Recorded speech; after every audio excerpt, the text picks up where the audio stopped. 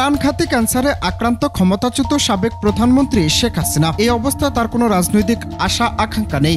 যতদিন বেঁচে থাকবেন রাজনীতি ছেড়ে পরকালের পাথে জোগাড় করতে চান তিনি। শেখ হাসিনা স্বাক্ষর করা এমনই একটি বিবৃতি সামাজিক যোগাযোগ মাধ্যমে ঘুরছে। এবার সেই বিবৃতির সত্যতা যাচাই করেছে fact checking platform rumour scanner. এতে যা বেরিয়ে এসেছে তা দেখলে চোখ কপালে ওঠার মতো পরিস্থিতি হবে।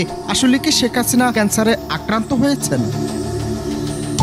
গেল 28 জানুয়ারি নিজেদের অফিসিয়াল ফেসবুক পেজ থেকে ফেব্রুয়ারি মাসে অন্তর্বর্তী সরকারের বিরুদ্ধে রাজনৈতিক কর্মসূচি ঘোষণা করেছে আওয়ামী লীগ। লিফলেট বিতরণ, প্রতিবাদ মিছিল ও সমাবেশ, বিক্ষোভ মিছিল ও সমাবেশ, অবরোধ কর্মসূচি এবং 18 ফেব্রুয়ারি দেশব্যাপী সকাল সন্ধ্যা সর্বাত্মক কঠোর হরতাল। এরই পরিপ্রেক্ষিতে সম্প্রতি শেখ হাসিনার বিবৃতি দাবিতে ফেব্রুয়ারিতে হরতাল ও আন্দোলনের গুজব বিষয়ক জরুরি বিজ্ঞপ্তি শীর্ষক শিরোনামে একটি বিবৃতির ছবি সামাজিক যোগাযোগ মাধ্যমে প্রচার হতে দেখেছে রিউমার স্ক্যানার।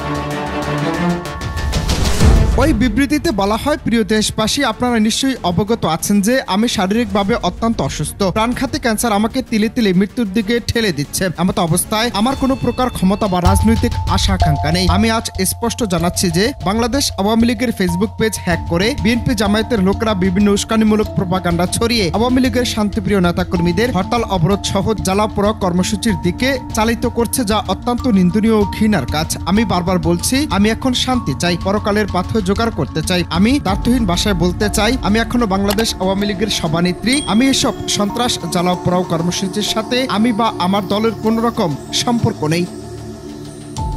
রিউমার স্ক্যানার টিমের অনুসন্ধানে জানা গেছে, শেখ হাসিনার বিবৃতির দাবিতে ফেব্রুয়ারিতে হরতাল ও আন্দোলনের গুজব বিষয়ক জরুরি বিজ্ঞপ্তি শীর্ষক শিরোনামে প্রচারিত এই বিবৃতিটি আসল নয়। প্রকৃতপক্ষে শেখ হাসিনা এমন কোনো বিবৃতি দেননি। অনুসন্ধানের শুরুতে আওয়ামী লীগের অফিসিয়াল ফেসবুক পেজ পর্যবেক্ষণ করে শেখ হাসিনার বিবৃতির দাবিতে আলোচিত বিবৃতি সংক্রান্ত কোনো তথ্য খুঁজে পাওয়া যায়নি। সেই সাথে তাদের ফেসবুক পেজ হ্যাক হওয়ার বিষয়টি আওয়ামী লীগের নির্ভরযোগ্য কোনো সূত্র নিশ্চিত করেনি।